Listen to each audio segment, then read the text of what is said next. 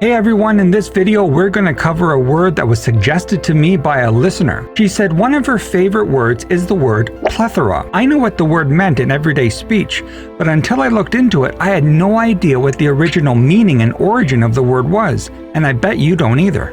So let's get right to it. Would you say I have a plethora of piñatas? A what? Plethora. Oh, yes. You have a plethora. Efe, what is a plethora?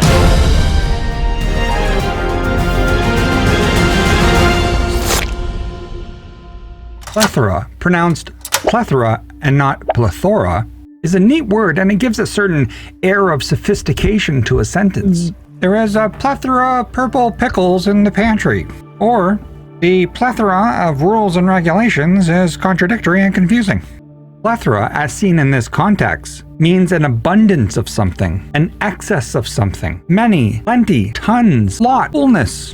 The word directly comes from the Latin plethora, which in turn comes from the Greek plethora, which means fullness. Now, the weirdly interesting part is that the original meaning of the word plethora had nothing to do with this idea of many or plenty of something, as though that was a good thing like plenty of diamonds. Actually, plethora had originally a negative connotation of an excess or abundance that should not be there. You see, it was originally used in English as a medical term to refer to the undesirable excess of fluids in the body, an excess of bodily humors, especially blood. Think of that. That dude's got too much blood. Get the leeches. This all goes back to the theory of the four humors.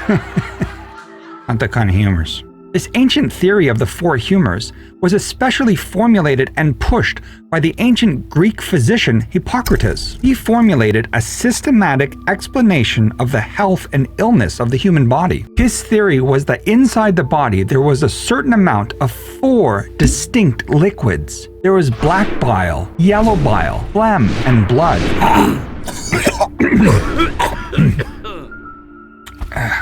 Phlegm. These liquids or humors had to be balanced in order to have health. When they got unbalanced, then disease or illness would predominate. In order to be healthy, a person's goal was to keep these humors balanced, mostly by adjusting diet and exercise, but also by controlling the body's evacuations. And what are these evacuations, you may ask? Well, any of the bodily liquids that we expel from the body in one way or another. For example, blood, urine, feces, perspiration, blood. How would we expel an excess of blood? Well, by the ancient practice of bloodletting, of course. Bloodletting is the removal of blood from someone for the purpose of preventing an illness or curing a disease. This practice goes back thousands of years, even back to ancient Egypt. It's a practice that has continued even up into the 20th century, but today is pretty much considered pseudoscience. However, there are a few diseases that bloodletting is still used as treatment. The term used is not bloodletting, but rather therapeutic phlebotomy, to reduce the number of red blood cells or the quantity of blood. Some of those diseases are hemochromatosis, polycythemia vera, and porphyria cutanea tarda. But this is not to validate the four humors theory, but rather the fact that there is such a thing sometimes as too much blood or too many red blood cells. So these treatments can help with temporarily reducing blood pressure by reducing blood volume. So plethora is a neat word, meaning excess or abundance, but its origins were bloody. I need a word of encouragement. Okay, how about plethora? Thanks, that means a lot. Let's take a look at some other bloody words. The word blood itself came from the Old English word blood, which was pronounced as though it rhymed with food. Blood, food. It was in the early 1500s that the vowel sound was shortened so that the word rhymed more with good. It was still spelled B-L-O-D, and only changed later on to our modern spelling of B-L-O-O-D. The Indo-European root origin of this word is not entirely certain, but it's generally believed to be the word bell, which means bloom or sprout. The root word here is the same as bloom or blossom, so the word blood seems to be inspired by the image of blood flowing out of a wound. Flowing, blooming, sprouting like a red flower.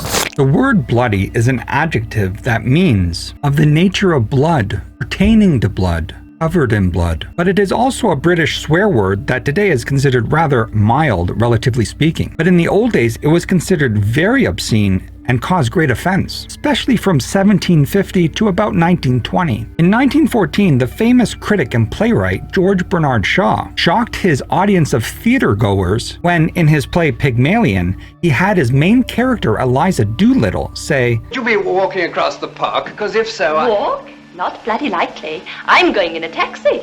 The newspapers of the day reported the shocking word from Shaw's play, but they avoided even printing it in their articles. Instead, they printed this, or they would use filler words like blinking or blooming or Pygmalionly. No one knows exactly why it was considered so offensive, but there are various theories. According to folk etymology, some people used to believe that bloody was offensive because it contained, for Christians, a blasphemous reference to the blood of Christ, or God's blood, or it was a corruption of the phrase by Our Lady referring to Mary, the mother of Christ. But according to the rather authoritative Oxford English Dictionary, this theory doesn't really hold water. Theories that derive it from such oaths as by Our Lady or God's blood seem far-fetched, however. More likely, the taboo stemmed from the fear that many people have of blood, and in the minds of some, from association with menstrual bleeding." Unquote.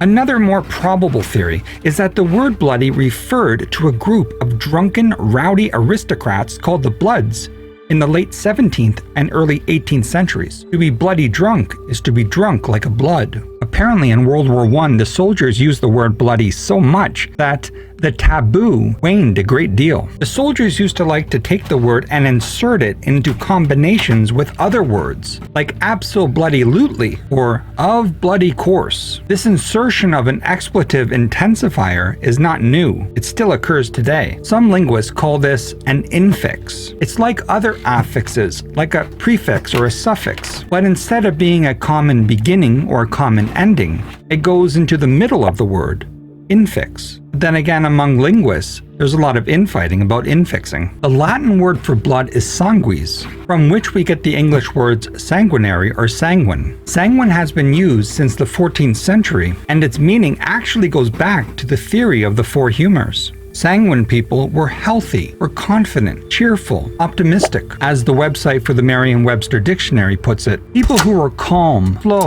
undemonstrative, and unexcitable were thought to have an abundance of phlegm. They were governed by that humor and were therefore phlegmatic. Those who were bilious had a bad disposition because of the large amount of yellow or black bile in their system. But those lucky people who were governed by blood were strong, confident, and ruddy. All that blood, you know. In a word, sanguine. The Greek word for blood is haema. Many English words are related to haema. Haemorrhage, which is the bursting forth of blood. Hemoglobin, which is the pigment in the blood that contains iron and that gives the red blood cells the red color. Hematite is a stone, but it literally means a blood-like stone. But last but not least, hemorrhoids.